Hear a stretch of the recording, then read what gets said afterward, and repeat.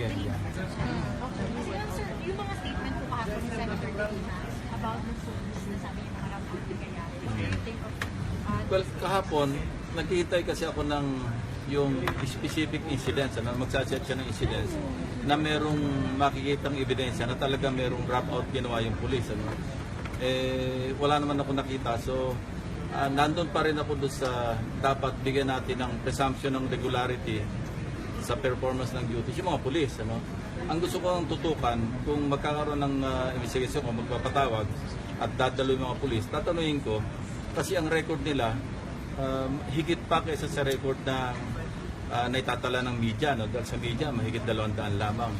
And napag-alaman ko from well-informed sources, sa loob ng PNP mismo, na ang bilang nila 600 and they're trying to validate yung 600 killings na talagang summary killings talaga dahil hindi police operation.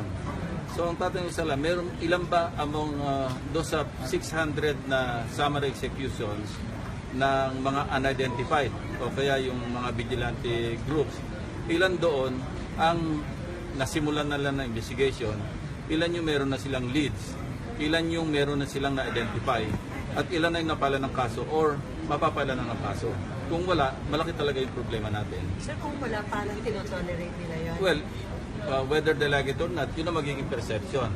At the very least, tinotolerate nila, and at worst, baka sila yung nag-i-sponsor. So dapat talaga ipakita nila na isosolve nila yung mga murder cases na yun. Kasi for all intents and purposes, those are murder cases, hindi ba? Dahil hindi naman pulis ang nagsagawa at hindi naman sa police operations. Dahil maliwanag, killings yun. So pagka killings at faceless individuals ang gumawa, talaga murder case yun. And natatandaan ko nung chief PNP ako, pag umabot ng 10 murder cases ang hindi namin na-solve sa isang buwan, alarmado talaga kami. And we're talking here of 600 murder cases in a month na kung walang solusyon, talaga nakakabahala. There's reason for the citizenry to be alarmed, di ba?